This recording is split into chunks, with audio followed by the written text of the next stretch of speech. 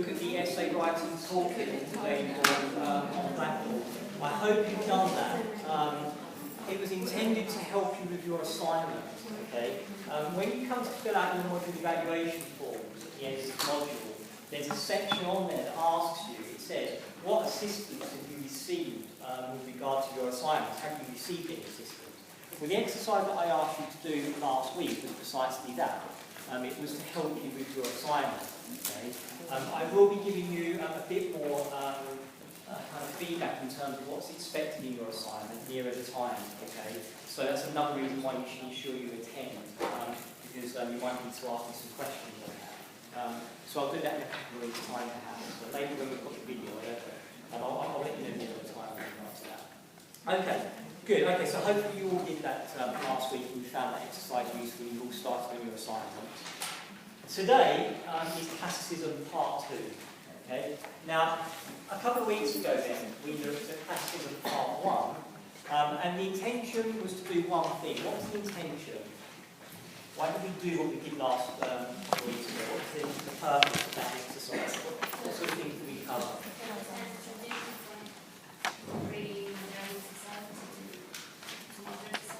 Okay. Right, I said to you that no theory emerges in a vacuum, does it? Okay. All theory is grounded, it's always situated by what? By context. Good. Okay, and I said that an appreciation of context will inform, it will always inform the theory. So, to fully understand a particular theory, such as classicism, we must have a full appreciation of the context. Broadly speaking, we said that context relates to things like socio-economic, political, and cultural drivers. Okay? These factors then inform theory. And it's by having an appreciation and an understanding of these factors that we have a fuller, rounded understanding of the theory itself. Okay? Now, what we're going to do today is we're going to explore a bit more further. Okay? We're going to make some very clear linkages. So this is what we focused on a couple of weeks ago, okay?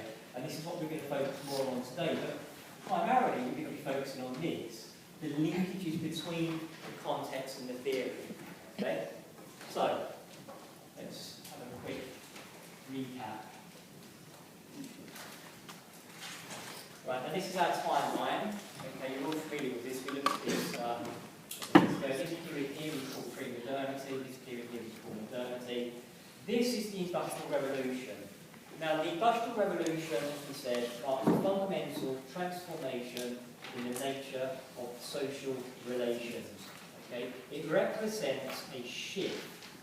The other word that we used was this, reconfiguration. Reconfiguration of social relations, of economic relations, of political relations, and cultural relations. In terms of cultural drivers, I said that there was a movement, there was an intellectual movement that provides the cultural underpinnings of classicism. What was that cultural movement? Can anyone remember? Enlightenment. Brilliant, the Enlightenment. Okay, the Enlightenment. What essentially was the Enlightenment? It sought to do three things, didn't it? What were the three things that the Enlightenment wanted to do?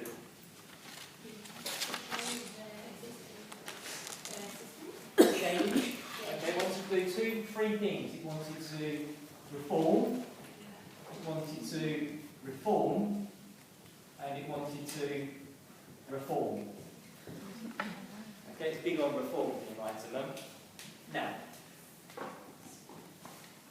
what then did it want to reform? Well, it wanted to reform a range of different things, but for our purposes then, criminologists, we're looking at the criminal justice system. And we noted then, we tried to explore what the character of punishment, the character of justice, the character of the criminal justice system was in premodernity. And we said there were a number of factors, a number of things that could characterise punishment, justice and criminal justice within premodernity. And we gave the example, didn't we? We gave the example of punishment being capital or corporal nature. Okay? Essentially, what we were saying was that punishment tended to be very barbaric, it tended to be public, so it was a spectacle. There are other characteristics that we associated with the criminal justice system in pre-modernity. Can anyone remember what they were? Some of the concerns, some of the things that needed to be changed and reformed. Yeah, it's everything was based on religion. Okay, well let's write this up here. We'll come back to that. Yeah. Retribution. Okay, so punishment was based on retribution. What do we associate retribution with here? Okay, this principle of lex talionis, wasn't it? So right for right, tooth for tooth. What are the other, how else can we characterise justice in pre-modernity? There were some other real big issues. It wasn't uniform. Brilliant, okay, it was disproportionate, wasn't it? Disproportionate, it was not uniform. So you would get harsh punishments for relatively trivial offences. There was no proportionality there. And that was a big issue, wasn't it? No proportionality. And punishment was also based on deterrence, not with rehabilitation. It was based on retribution. That was the philosophical or moral justification for punishment. And it was to do with what we mentioned earlier on, this notion of religion. Do you remember we said that the king or the monarch had absolute power? They ruled by divine right. And as a consequence of that then, when somebody committed a crime, they weren't just committing a violation of one law, the monarch's law, or law, they were also breaking God's law. So punishment had to be very tough. It needed to be retributive in nature. How else was punishment characterised then? It was disproportionate, it was based on retribution. Seen as barbaric, it was a public spectacle. There are other characteristics that we associated with the criminal justice system in pre-modernity. Yes? It was inconsistent. Inconsistent, disproportionate, yeah, inconsistent. It was based on the body. It was focused on, okay, yeah, it's focused on the body, okay, yeah, capital or corporal in nature. Anything else? There's a couple of other real big issues. Bear in mind, these Enlightenment thinkers said they wanted to reform. What precisely is it they wanted to reform then? Well, they wanted to reform the fact that it was disproportionate, they were seen as barbaric, they wanted something a bit more civilised, a bit more humane. You wanted to reform the law? They wanted to Reform the law? They wanted to reform the law. Yes, they did. What did they want to? How did they want to reform the law then? Brilliant. Okay, so they wanted to have. We've slipped into modernity. Yeah, they wanted to have a law based on uniformity. They wanted to have the rule of law, which means a range of different things. What does the rule of law mean? Does anybody know? The social contract. The social contract. You're being lazy. What do you mean? You've thrown 3 words at me. No, 2 words even. I can't hand out, I mean. 2 words, you expected me to understand. What do you mean? Well, the social contract is based on... it's all to do with rights, because since humans are supposed to possess rights, so... Right. Rights it's really important here. We'll come back to rights, because that's central to our analysis of everything we look at today. This notion of rights. They wanted everyone to be equal under the law. Right, brilliant, okay. Rights and equality. Yeah. These 2 terms are central to our understanding of what the Enlightenment project was about. It was about reform, but it was reform of this old system that was seen as being barbaric. They wanted something that was much more humane. Okay? They wanted something that was much more consistent, okay? Which was much more proportionate. Or, in other words, they wanted a system that was based on this. Reason. system based on reason. Up here then, we said that social arrangements were ordered along religious lines, so explanations tended to be situated in either tradition or in revelation.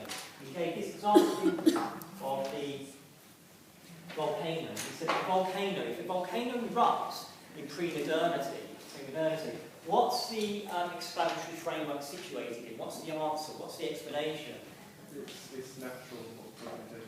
Okay, God's pissed off, isn't he? Okay, so the explanations tend to be situated in either revelation or in tradition. It's what people believe. Okay, so the explanation there then was based upon kind of religious explanation. Here, in modernity, volcano erupts. What's the explanation? The science. Science. Okay, so a system of explanation based not on religion, but on reason. So this era here then, okay, modernity is the age of reason. So we're seeing a reconfiguration then, a reconfiguration in all of these socio-economic and political factors. Everything is changing, okay, as a result of this, as a result of this industrial revolution. It was a revolution of industry that changes everything. Just as a footnote here, we mentioned this last couple of weeks ago. We mentioned that perhaps, in our timeline, we're now witnessing something that's very similar in terms of the impact. So the Industrial Revolution brought about a reconfiguration of social relations. Perhaps now, the technological revolution that we're experiencing is bringing about something of similar impact. So that's creating another fundamental transformation in the nature of social relations, a new shift, a new reconfiguration. Some say that we're actually not actually reached that yet, that what we're actually witnessing is late modernity. And late modernity, not post-modernity, not gone beyond the old systems of social relations, economic and political relations. So that's important. Okay, so this is all making some sense.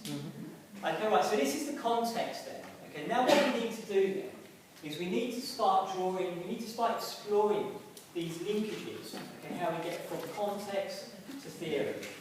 What's on this side?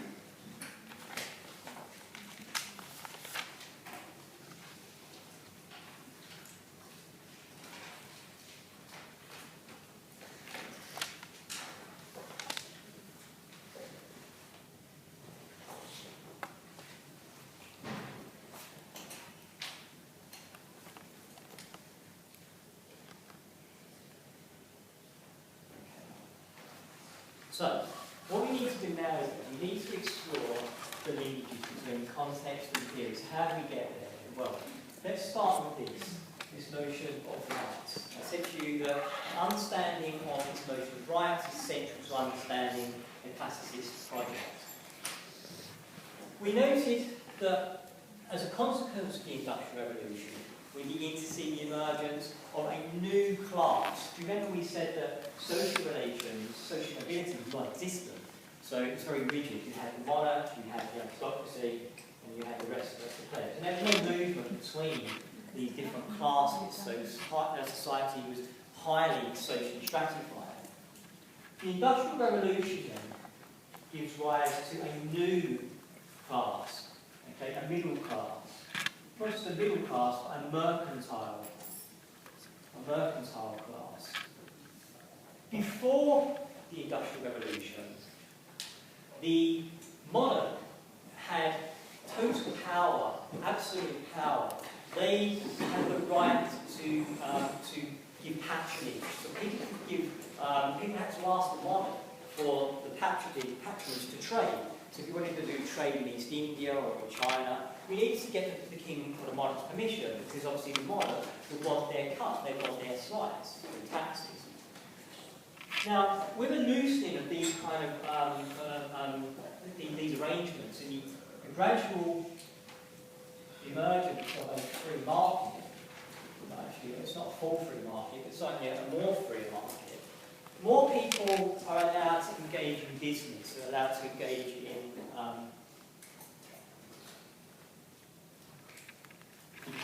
merchants. So, this new class, this mercantile class, these are the people that are asking for more rights. They want more rights in terms of rights to trade. And they're asking for more social rights as well. They want greater equality. Okay, equality. So this is a massive movement then, a massive intellectual movement, a movement that's driven by this Enlightenment. Now we noted earlier on, somebody mentioned this, social contract. Okay, you're familiar with some of the key writers here. Hobbes, Rawls. Okay. Now what the social contract theories trying to say is that rather than having social relations based upon people's class, in terms of where the class they fall into, social arrangements should be based upon equality. Okay? Now, the term contract is important here. All contracts, anyone that's entered into a contract, you've all entered into a contract, you've all got mobile phones, haven't you? So you've entered into a contract with the mobile phone company.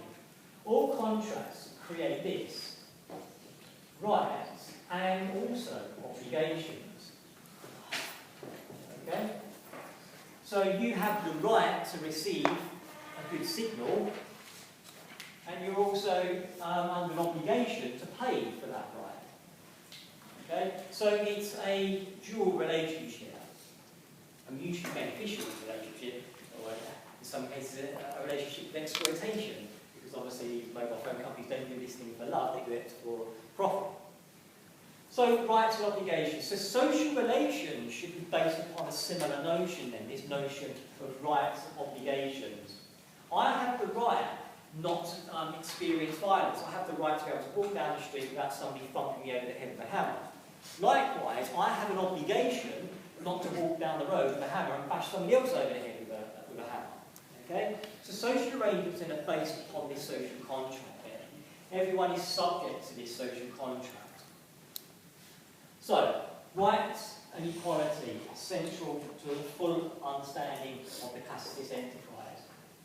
So let's try to, so we've kind of looked at this already, so we're seeing how we get in context of theory. What we now need to do is we need to understand the theory itself. What is it that classicists actually say? What is it that they're arguing for? Let me explain.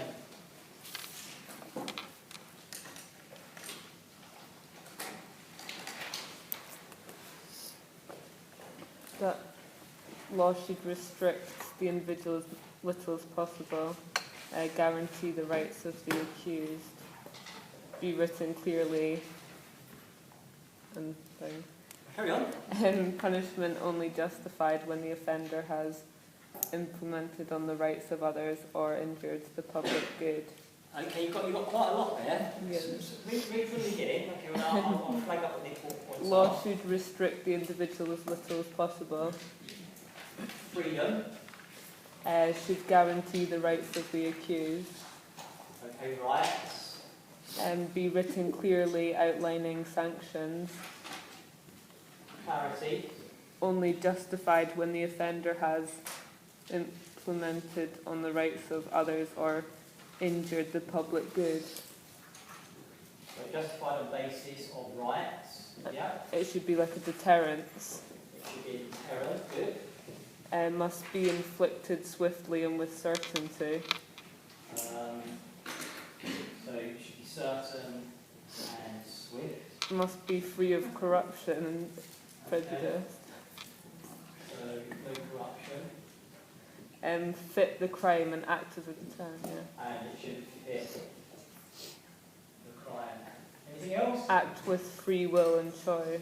Free will. So what's the importance of free will? Individuals act with free, weighing good and bad. Rationality, yeah.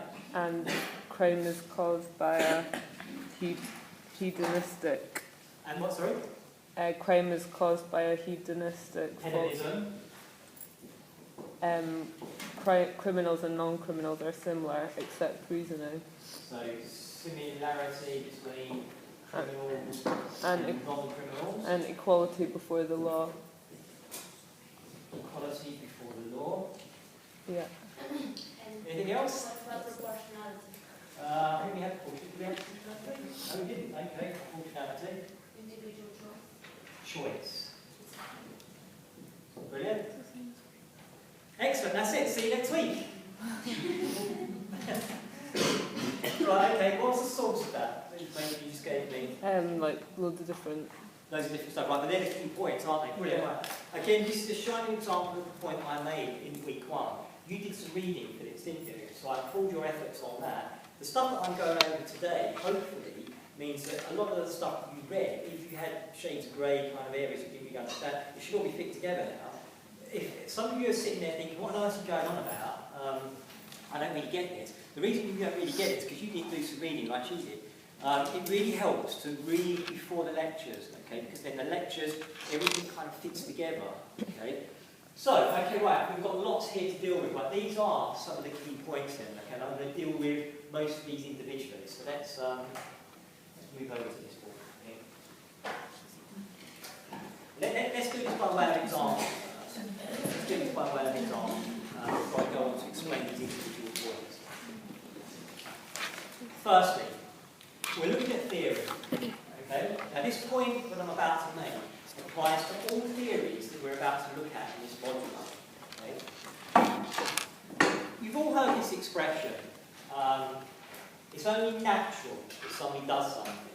And it's often used as an excuse, isn't it? So men are aggressive, or it's only natural that they're aggressive. You heard this expression? Often people use this term, don't they? It's only natural. It's only natural that women are good parents or good mothers. It's only natural. Well, it's not only natural. Okay, what we consider to be only natural is actually socially constructed. All theories, okay, have or make assumptions. All theories have assumptions. Now, our task as theorists, as academics, is to reveal those assumptions and to explore them, to understand them. Okay. Now, I uploaded onto Blackboard an article by Jock Young, Models of Criminology. Okay? Now, you need to read this article. One, because it covers most of the things we look at in the module, but specifically, okay, there are certain things I will say to you that you really need to do, and this is one of them. You need to read that article if you want to achieve a good grade in your first assignment. Okay? I'm not saying any more than that. You need to read that article. Now, when I come to mark your essays, the vast majority of you won't have read that article. Okay, and I'll say on the 15th of October at 10:28, I said, read this article. You obviously know better than me because you decided not to read it. You should read it. The thinking seriously that crime one. Sorry? Which article are you talking about? Yeah, the Models of Criminology, think seriously about crime. Please read it, okay? Now, the reason you need to read it is because it will help you with your assignment, but in addition to that, what Jock Young does in this article is he identifies the key assumptions that many of these theories make. Okay? Now, in addition to the 3 that I'm about to tell you, he mentions lots of other assumptions. Now, we need to assess these assumptions. We need to see whether or not they're cogent. We need to assess whether or not they're persuasive. So, what are they then? The first is freedom. The second, manipulability. And the third is rationality. There's more, so we're going to look at these 3. Okay. Freedom, manipulability. I'll explain what they mean in a moment. And rationality. Freedom, manipulation, or manipulability, and rationality. So the classicists make these 3 assumptions about the nature of human action. Okay, and I'll explain what they mean. Freedom. They say that we are all free. We're all free. We're all free to make choices. Okay? Right, now this is where I'm going to... let me just explain the other 2 and then I'll give you an example. Manipulability means then that we're all capable of being manipulated. Okay? We are capable of being... our thought processes, our actions can be changed, be manipulated. Rationality. We are all endowed with the ability to reason. And now this will all make sense in a moment, for example. Right, I said to you in week 1 that one of the reasons why many of you wanted to study criminology is because you wanted to understand the causes of crime. Okay? And I took somebody's phone. Do you remember? Whose phone was it that I took? Was it yours? Was it, where's your phone? It's not on there now, is it? No, you don't get it. That's been hidden. It's been hidden. Okay, now I took the phone. What was the purpose of me doing that? What was the example? What was the example I was trying to make when I took the phone?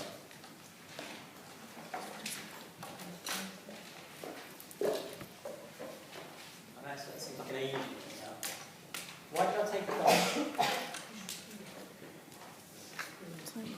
You remember, don't you? Why did I take the phone? Because you wanted to show us what crime is and what there is different definitions of crime. Right.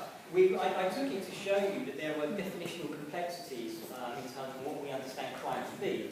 We said that there are black letter law definitions, actus reus and mens rea, and then we looked at the theft act, didn't we? The dishonest appropriation of goods belonging to another with intention to permanently crime.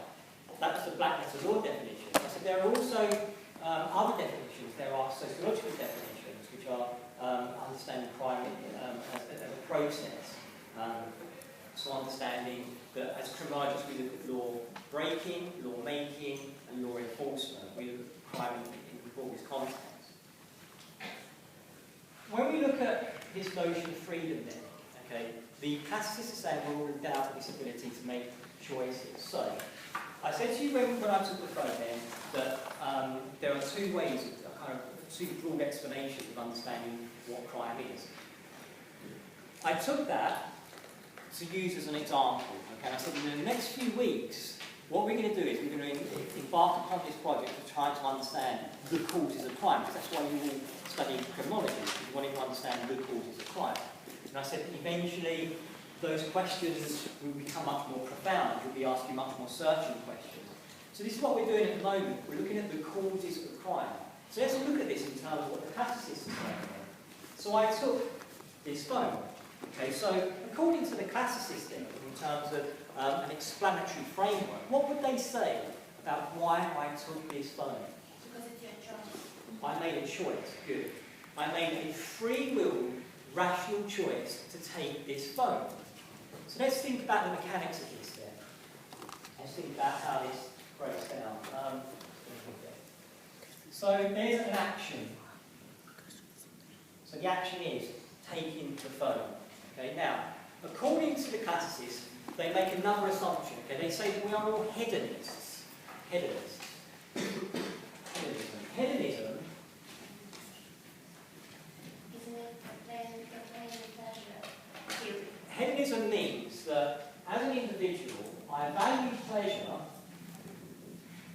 Okay, I value pleasure and I want to avoid pain. I value pleasure and I want to avoid pain. So let's go over this in actions. Okay, so it's kind of like scale of justice here. Okay, so my actions are based upon wanting to increase pleasure, but wanting to avoid pain. So whenever I act according to this. It's based upon rationality. I always have a choice. I always have a choice. I can act or not act. But when I do act,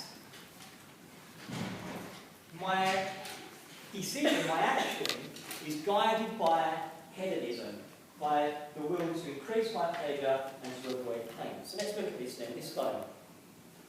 It's a HTC. Does that mean anything to anyone? Okay, so it's a phone. Okay, now what's the pleasure? What's the potential pleasure? I don't have one of these, so that's quite a pleasurable thing to do, isn't it? So I now have a HTC phone. I've got an iPhone as well. I've got a HTC phone as well. So that's going to give me enormous pleasure, isn't it? Okay, I've now got a phone I never used to have. You have the power. Let's not worry about issues of power. We look at power relations when we look at Marxist explanations later on. We're about 8 weeks ahead of us on that point. Let's just stick with this. Right, so pleasure, enormous pleasure then I'm going to get from owning a new phone. Okay. Well, what's the potential pain? In court. Punishment. Okay, so what's going to happen then? So I take this. And you know that you will avoid punishment? Why do I not know what's the punishment? What is the potential punishment here then? What are you going to do? Because you're not going to get this back. So what's your first course of action? Report it. Police. You're going to tell my boss, aren't you? Yeah. You're going to go and speak to. Police or someone. Well, first of all, you'll probably speak to my boss, say, look, I'm not claiming he's nicking phones again. And he'll say, he's not up to that again, is he? He does it every year. He's got loads of indoors. I'm making a fortune. I'm sending them all off to Africa, you know.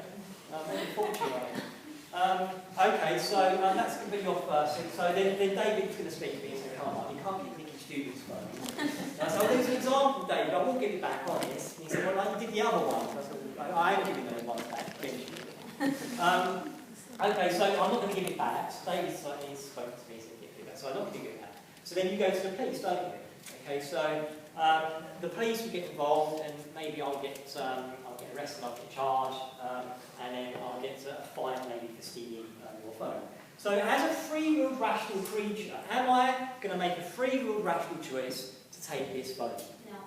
No. No, I'm not. So I'm going to give it back. Okay, steal when you're not looking.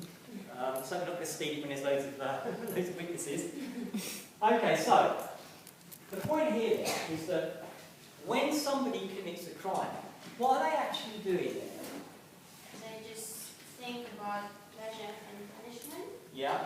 So, and they see if the pleasure is overcome punishment, so they commit the. Right, okay, so let's leave this in. So when somebody, would a free-willed rational creature actually commit a crime? No. So when people commit crime, they're actually committing an irrationality. No rational person is going to pick this table up and whack him over the head with it, knowing what the consequences are going to be. No rational person is going to do that. So criminality then is a series, or not necessarily a series, but it's an irrationality, isn't it? So no free-willed rational creature is going to commit a crime, knowing what the consequences are.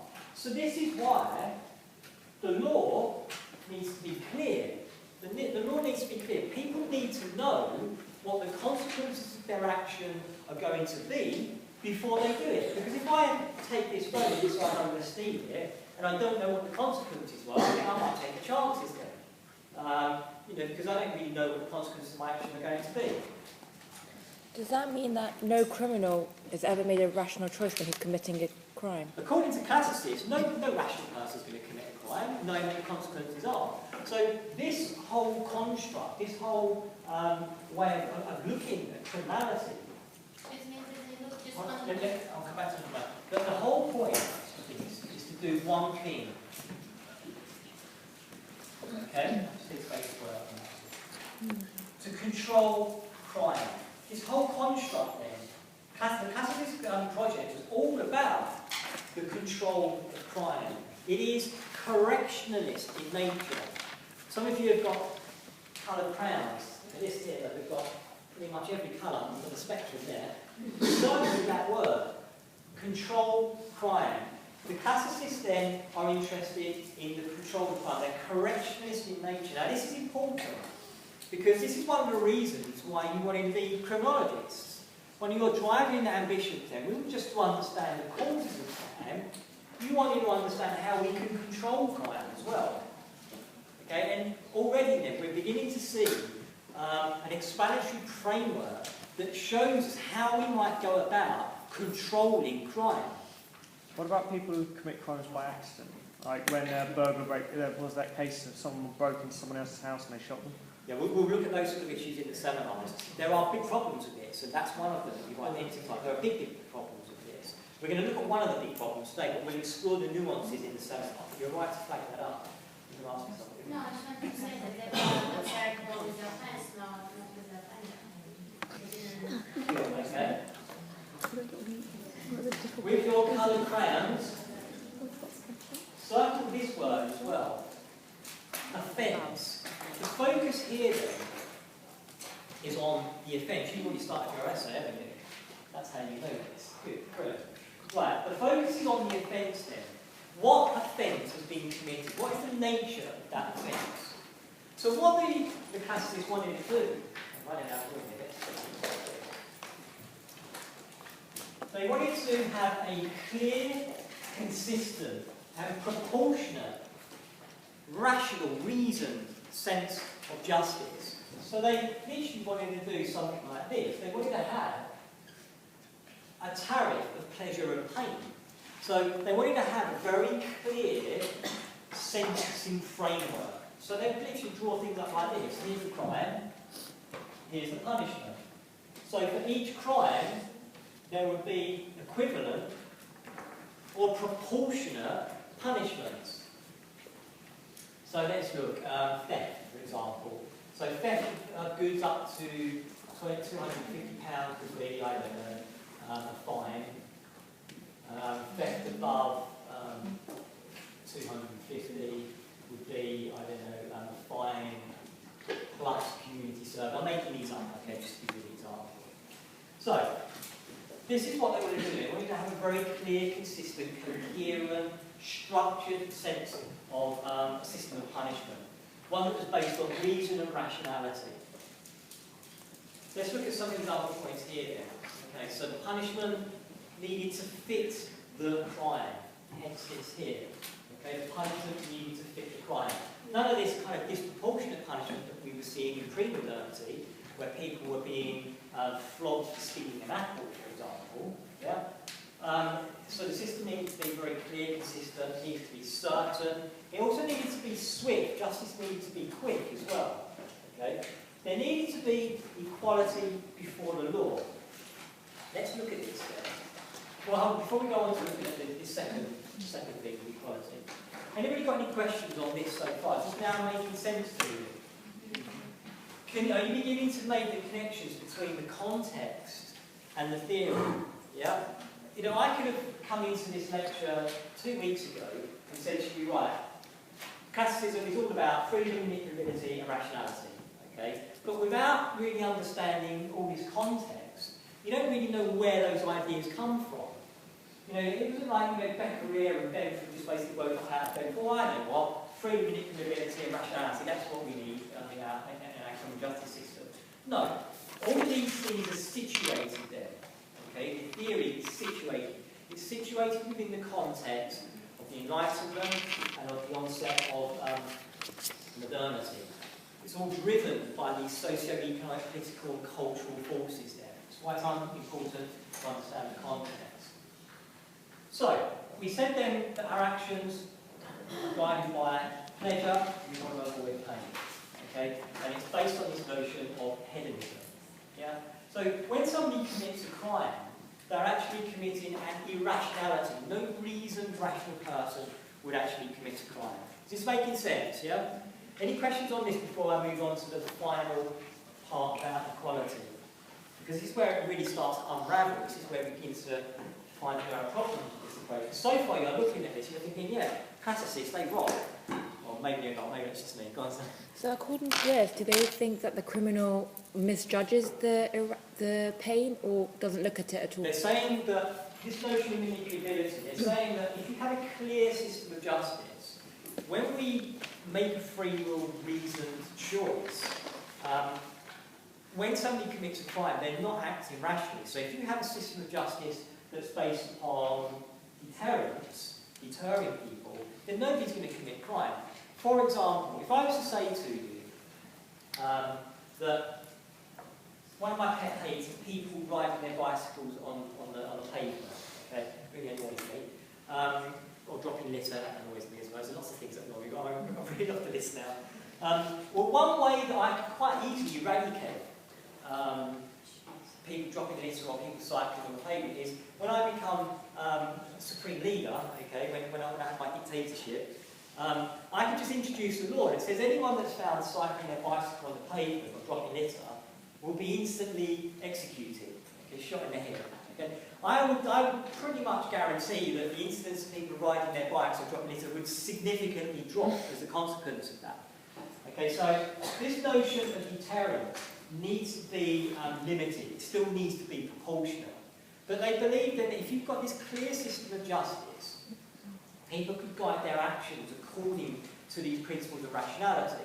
So if you know you're going to get punishment, if punishment is both certain and clear, then people aren't going to commit criminality, are they? Because they know they're going to get caught, they know they're going to get punished. So you can therefore control crime as a consequence. So this approach then is about the control of crime. It's about correctionalism.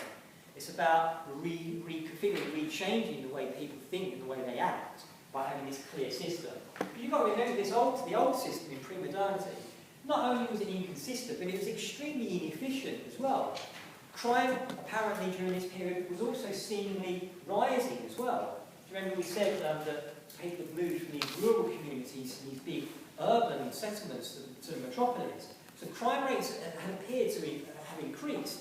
So one of the explanations was that the old system, because it was so inconsistent, wasn't actually dealing properly with the problem of crime.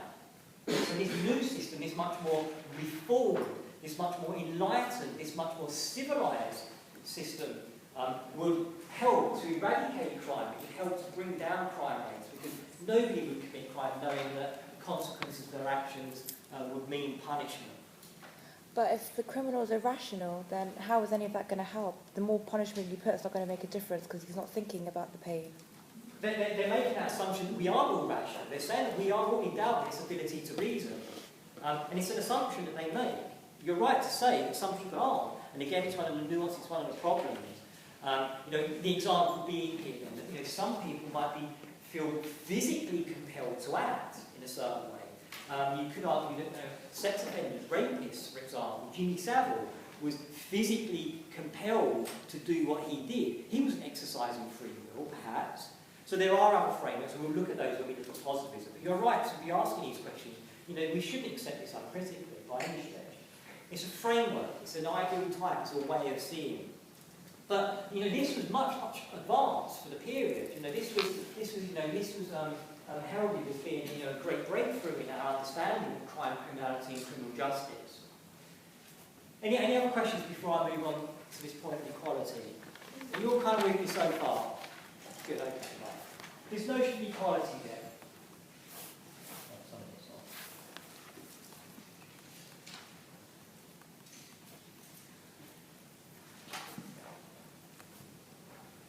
And this is something that we're going to explore in greater depth in today's seminar.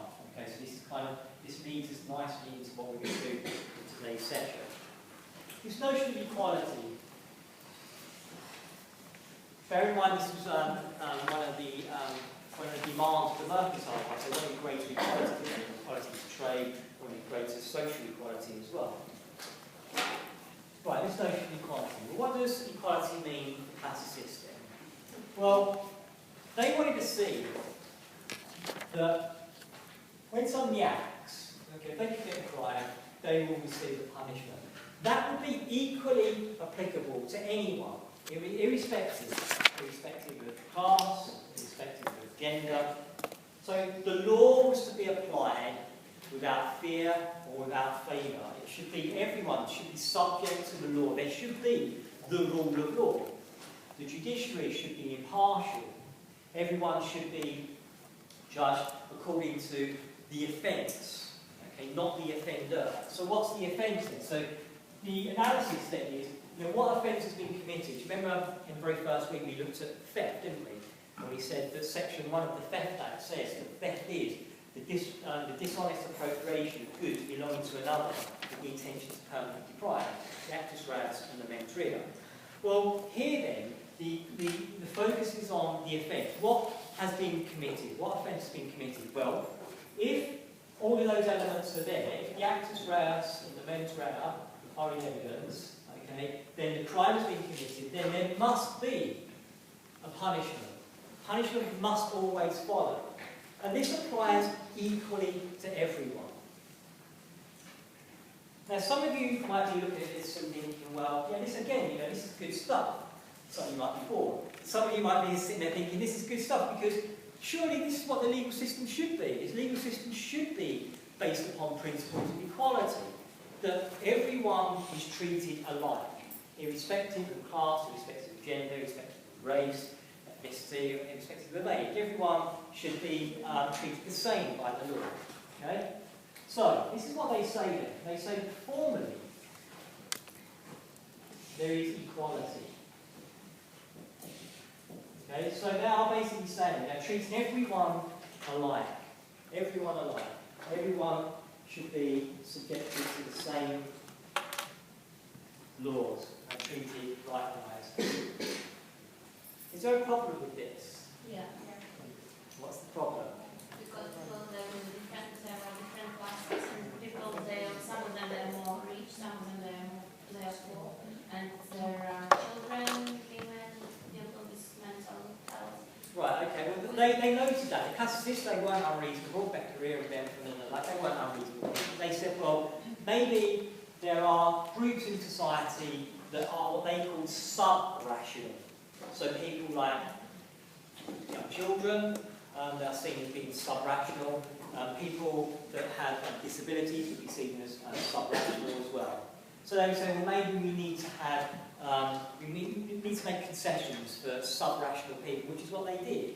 So they did allow for that. But this notion of equality then, treating everyone alike. So they made exceptions for some groups. But like stealing a loaf of bread if you're really rich, for example, and stealing a loaf of bread if you've got absolutely nothing is like two completely different things. Right, okay, so what you're saying here then is that for some groups, committing criminality, rather than being an irrationality, is actually a rational thing to do. Because if you're poor and starving, then you perhaps choose I mean, to commit criminality. hedonism works differently then, isn't it? So for some groups then, this notion of paper and pain is slightly skewed. Okay, well that's one way of conceiving of this, there's one way of looking at this.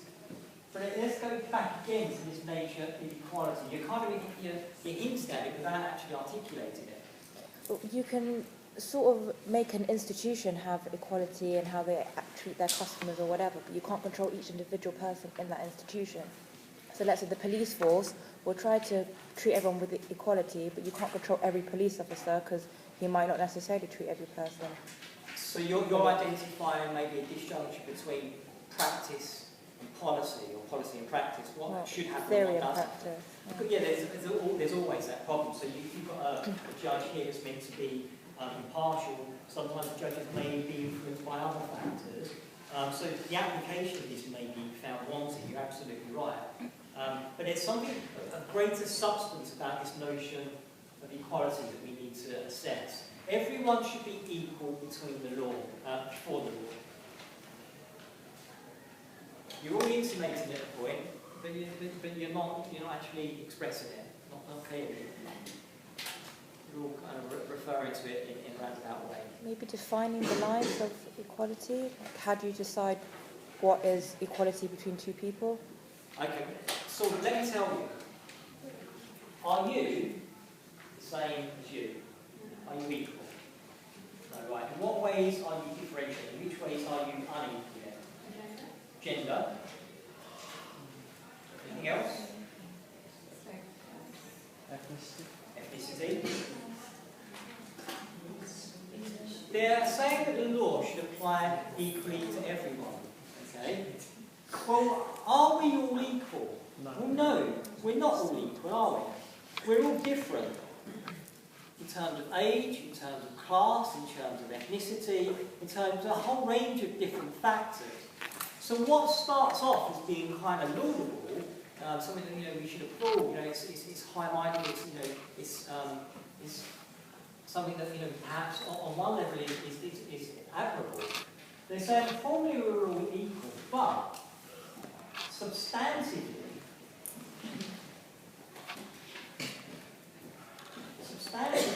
we're all unequal. And this is the contradiction, and it's called the classicist contradiction. The classicist contradiction is this, is that whilst the classicists want to treat everyone with equality, we are all in fact very unequal. So you're going to get some very perverse substantively. So the classicist contradiction is that they say that whilst we should all be treated with formal equality, substantively, i.e. in practice, we are all unequal. perverse results as a consequence of this. And this is what we're going to explore in today's seminar when we look at a scenario on Blackboard with Carol Rebecca, we might have looked at that. So this is where we're at then. Now, let's just try to very quickly summarise where we're at today then. This is the first item type, the first framework that we've looked at that seeks to provide an explanation for the causes of crime and in terms of policy, what can be done about crime, what can be, how crime can be controlled. Okay? Now next week we're going to be looking at another framework called positivism. Okay? Now what I want you to bear in mind here, and this is where it's really important to attend regularly, because when you look at your textbook, you'll see that all of this stuff is kind of classicism chapter, positivism chapter, and it moves on to a different chapter. So you need to understand how this all links together. Okay? And that's why it's important to come to the lectures to understand the content that drives all of this as well. Okay, brilliant. Thanks for your contribution.